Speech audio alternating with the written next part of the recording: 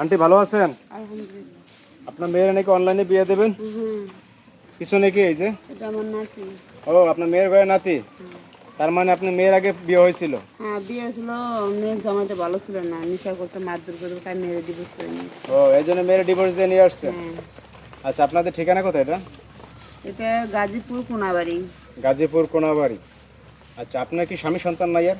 না, আমার একটা মাত্র মেয়ে, স্বামী মারা গেছে 9 বছর হয়। যদি আমার মেয়েকে কেউ বিয়ে করে, পিছনে বাড়িটা দেখতেছি না ফ্ল্যাট, ওটা আমি সেই ছেলের নামে লিখে দেবো। এই যে পিছনের বাড়িটা হচ্ছে লিখে দেবেন তার নামে?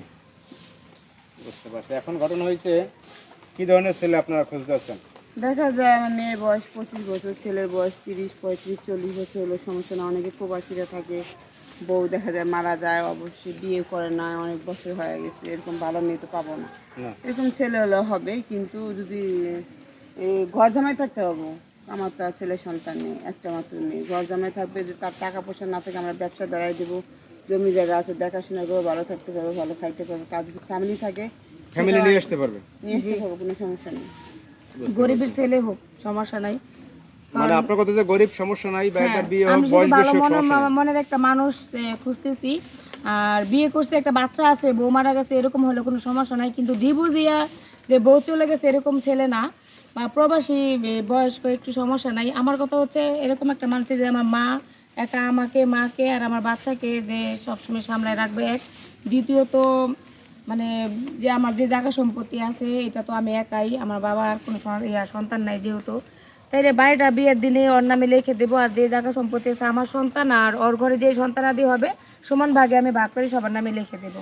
বা ওর যদি কোনো পরিবার থাকে আমার কাছে নিয়ে এসে রাখতে পারবো, আমার কোনো আপত্তি নেই, কারণ আমি পুরো পরিবারই চাচ্ছি। আচ্ছা আপনি তো সুন্দর কথা বলছেন। এখন দেখা যায় এখানে বিয়ে করলো, বিয়ে করে আপনি যেহেতু এখানে তার বাড়ি লিখে দেবেন, তার তো এখানে থাকতে হবে। হ্যাঁ, তো তারও তো একটা ফ্যামিলি আছে, বাপ মা আছে, ভাই বোন আছে, তাই না? কারণ তারা থাকবে কি হবে, তাদের এখানে নিয়ে আসতে হবে। হ্যাঁ অবশ্যই। আর এখানে কর্মসংস্থান আছে, যে গরিবের ছেলে হোক, কোনো সমস্যা নেই, বাড়ি ঘর আমি আমি যা আছে আমি বহন করবো, কোনো সমস্যা নেই। আচ্ছা খুব সুন্দর কথা বলছেন। তাহলে এখন অনেকেই আসলে এটা বিশ্বাস করে না, অনেকে মনে করে কি ফেক। তো সেই ক্ষেত্রে কি সরাসরি এসে দেখা করতে পারবে আপনাদের সাথে? অবশ্যই পারবে। হ্যাঁ, আপনাদের ঠিকানা বলেন গাজীপুর কোনাবাড়ি। তো সরাসরি কোনাবাড়িতে এসে আপনাদের সাথে যোগাযোগ করে দেখা করতে পারবে। হ্যাঁ। এখন ঘটনা হচ্ছে আপনাদের কি কোনো আরো ইটি আছে কিনা, কিছু বলার আছে কিনা ভিডিওতে, যে কি দিতে চাচ্ছেন, বা কোন সমস্যা আছে কিনা, কোন ধরনের ছেলে আরো হলে ভালো হয়? কোনো সমস্যা নেই, আচ্ছা, এটা যাবো না। আন্টি ঘটনা হচ্ছে আমরা এখন এই ভিডিওটা আমাদের পেজে প্রচার করবো, বুঝছেন? এখানে পেজে প্রচার করলে অনেকে হয়তো বা এখান থেকে নক দেবে কিংবা বিয়ে করতে চাইবে। হ্যাঁ, তো আপনার নাম্বারটা আমরা দিয়ে দেবো, কেমন? আচ্ছা, আপনি যে নাম্বারে আমাদের সাথে কথা বলছিলেন সেই নাম্বারটা দিয়ে দেবো, প্রয়োজনে আপনাদের সাথে কথা বলে আসতে পারবে। অবশ্যই। তো দর্শক আপনারা আসলে শুনলেন যে আন্টি তার হচ্ছে মেয়েরে সন্তান সহ হচ্ছে বিয়ে দিতে চাচ্ছে।